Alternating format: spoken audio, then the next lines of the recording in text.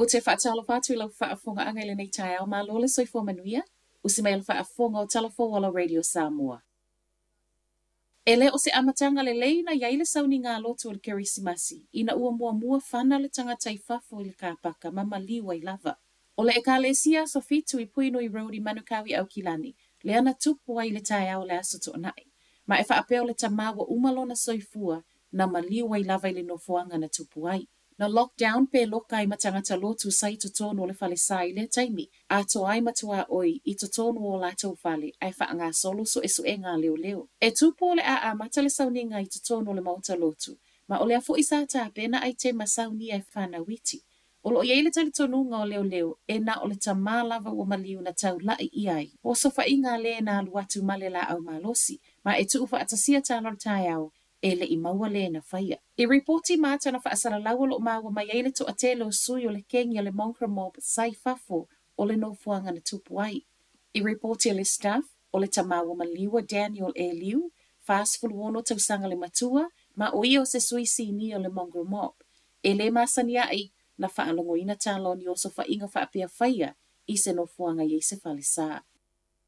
Ua talia le aufu I mua lo I lalo le uni le malia ngai talia I le o fufou ua tu ina mai.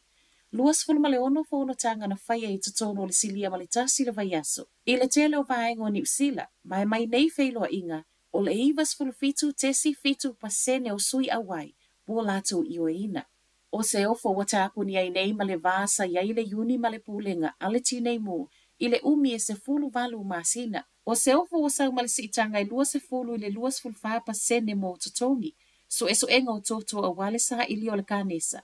A toa ma le lango sua I se tasi o polo kalame mo le mawhauwhau. O se unga le leifo I wa whaafeta iai e le uni le malo ma le tala. Ana le aile fesoa soani mai o le malo e le mawhaina maua le toi whaatu langana wa mawai se lau miliona. Mai le uni o se suinga le lei tele lea mo le au whai ngā luenga o loo iai nei ai maise lea ngā I le lumanai. Sa valia le community a saina au kilani le tai au na nafi e whaali ailo lato te tei I whainga wha asoli tū la fono.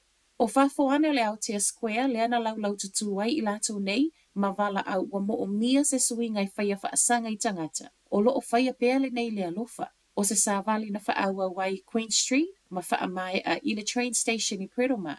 Na wha leo fo ilo lato le talia ina o so wha ingo lo whaia I whale o loa laiti. Le o lo o a fiaile to a te leo tangata saina. O ana nafi le ana ala langai lato nei, a o lasa to ana I lea fo ina sa waitalo le tangata whaatau o loa I le Dairy I Hamilton, na mumotu o na tamatama I 5 to low, I o so whainga le au ngau I wha au ngā aise anga ese. Wha le tono masine to tonga I whaatau I nisi supermarket I countdown I au kilani a o iai le vaiaso pisi o whaatau ngol kerisimasi. Ma ue talafo o whale o loa a fia au fila countdown I Mount Wellington, Point Chevalier, ma Green Lane. Moli mawina I talafo na nafi, le umi o ki ua tangata whaatau I whafuano le countdown I Mount Wellington, o loo a ngā il masini tala tupe, e tala I tutongi ai whaataunga. E iai nisi o tangata whaatau na reportia le news hap na tau ma whaia whaataunga online, ma ave e sea tupe mai tu se tupe peitai, e le I uma na whaile oka. O le tu lai valu le tau na nafi na amata whaale tonu wai, ma e feso o ta iatu I le tau nei, ua umona to e whaale leia.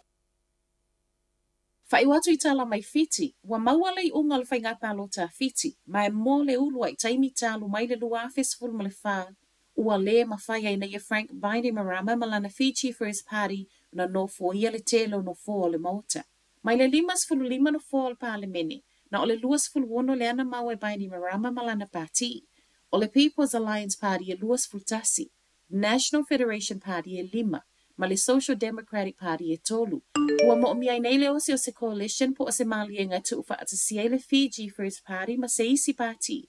Ina ia mawai le whai numero e whaatu mawina I pea lo na malo si anga. Peitai, ai ele I whai ngā palo ta tele a Fiji.